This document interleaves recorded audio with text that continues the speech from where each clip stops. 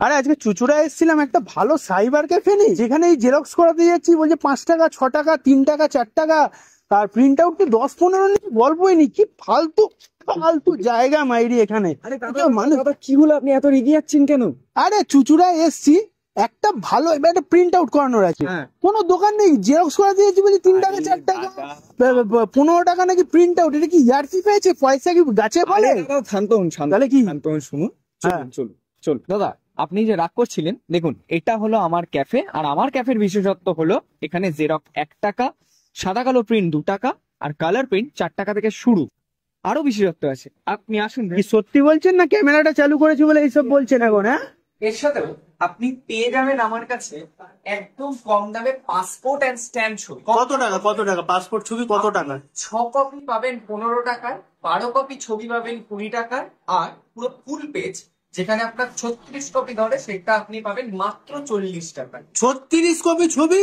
হ্যাঁ। কত টাকা? 40 টাকা। কি ইয়ার কি নাকি না ভিডিও করছি বলে? না শুধু আমাকেই পাবে? আপনি কত টাকা পেয়েছেন? একদম একদম আপনি করিয়েছেন এখানে? একদম 36 টাকায় 40 কপি? আপনি ওটাকে জিজ্ঞেস করে দেখুন। আর জেরক্স সত্যি কি 1 টাকা করে? যেখানেও গেছে সেখানেই তো বলছে 2 টাকা 3 টাকা 4 টাকা, কালার প্রিন্ট বলছে 15 টাকা 16 টাকা।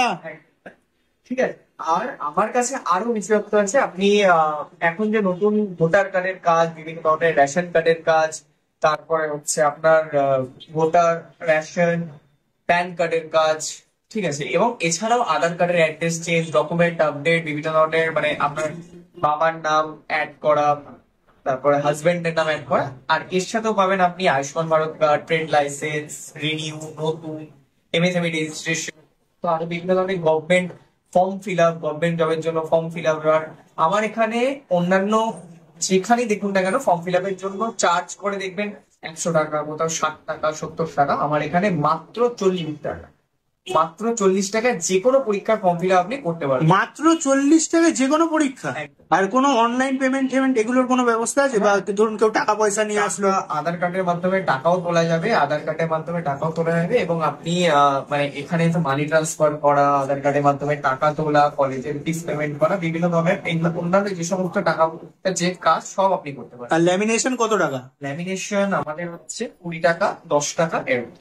এত কমটা কি ক্যামেরার জন্য নয় তো? আবারও বলছি কিন্তু যে আমি ক্যামেরা করছি বলে আমার জন্য এই রেট, বাকি কেউ আসলো বললো 5 টাকা জেরক্স 6 টাকা জেরক্স, তখন আমি গালাগালি খাবো।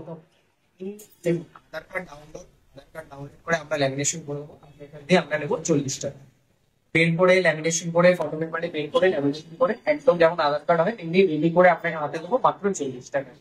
সমস্ত কিছু ল্যামিনেশন আমাদের কাছে 10 টাকা থেকে শুরু, ছোট 10 টাকা, বড় 20 টাকা। আচ্ছা, এত কিছু নয়, এত সস্তা জিনিস বুঝলাম, কিন্তু এই দোকানের অ্যাড্রেসটা কোথায় সেটা আমি বলবো না আপনি বলবেন?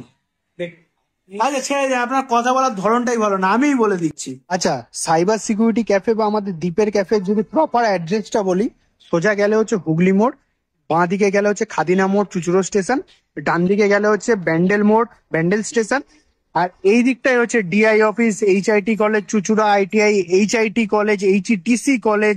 সোজা গেলে পিপুলপাতি মোড়, ময়ূরপঙ্খী ঘাট, আবার ডান দিকে গেলে হচ্ছে ঘড়ির মোড়, বাঁ দিকে গেলে হচ্ছে হুগলিঘাট স্টেশন।